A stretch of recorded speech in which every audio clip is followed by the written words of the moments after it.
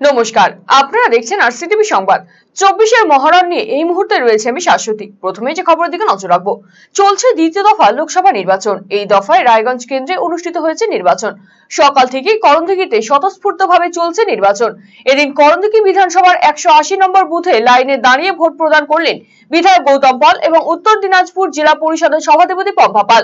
করণদিঘি 1 নম্বর গ্রাম পঞ্চায়েতের 180 নম্বর মোহনপুর বুথে পাল দম্পতি ভোট দিয়ে বেরিয়ে এসে সংবাদ মাধ্যমকে জানান, দ্বিতীয় দফার ভোট অবাধ এবং শান্তিপূর্ণ হচ্ছে।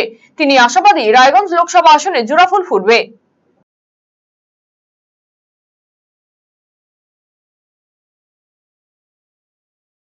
ভোট 5 নম্বর রায়গঞ্জ লোকসভা কেন্দ্রের করণদিঘি বিধানসভার অন্তর্গত করণদিঘি 1 নম্বর গ্রাম পঞ্চায়েতের 180 নম্বর বুথ মোহনপুর সংসদে আমাদের ভোটার রয়েছে। আমরা সকাল সকাল ভোট দিলাম, লাইনে দাঁড়িয়ে আমি এবং সভাধিপতি একসঙ্গে ভোট দিলাম। আশা করছি মানুষের যেভাবে ঢল নেমেছে আমাদের জয় নিশ্চিত এবং আমাদের 5 নম্বর লোকসভা কেন্দ্রের তৃণমূল কংগ্রেসের প্রার্থী কৃষ্ণ কল্যাণী প্রচুর ভোটের ব্যবধানে এবার জিতছে। খেলা হবে, দেখা হবে 4 জুন সবুজ আবির দিয়ে। গণতান্ত্রিক অধিকার রক্ষায় নারীদের পূর্ণাঙ্গ অংশগ্রহণ। করণদিঘি ব্লকের করণদিঘি 1 নম্বর গ্রাম পঞ্চায়েতের বিডিও অফিস প্রাঙ্গণের 180 নম্বর এবং করণদিঘি 2 নম্বর গ্রাম পঞ্চায়েতের করণদিঘি হাই স্কুলে 189 নম্বর বুথ মহিলা ভোট কর্মী দ্বারা পরিচালিত। সেখানে নির্বিঘ্নে ভোট গ্রহণ চলছে। 2018 সালে এই পদক্ষেপ করেছিল জাতীয় নির্বাচন কমিশন। এবারও সেই অনুসারে হয়েছে বুথ। এবারে লোকসভা নির্বাচনে মহিলা পরিচালিত পিঙ্ক বুথ করা হয়েছে করণদিঘিতে।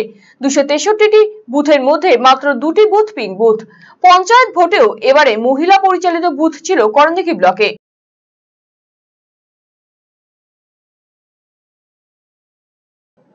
দ্বিতীয় দফায় রায়গঞ্জ লোকসভা কেন্দ্রে চলছে নির্বাচন। সকাল থেকে স্বতঃস্ফূর্তভাবে ভোটাররা ভোট দিচ্ছেন বুথে বুথে।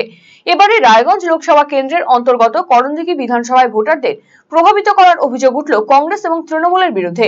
করণদিঘি বিধানসভার 231 নম্বর বুথের ঘটনা। সেখানে শিশু সহ ভোটারদের পাউরুটির চা বিস্কিট খাওয়ানো হচ্ছে বলে অভিযোগ।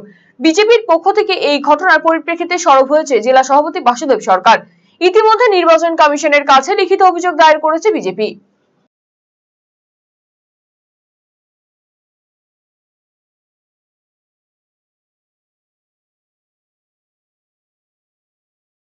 ভোটারদেরকে প্রভাবিত করার জন্য কালকে রাত্রে থেকে ওই এলাকাতে চেষ্টা চালানো হয়েছে।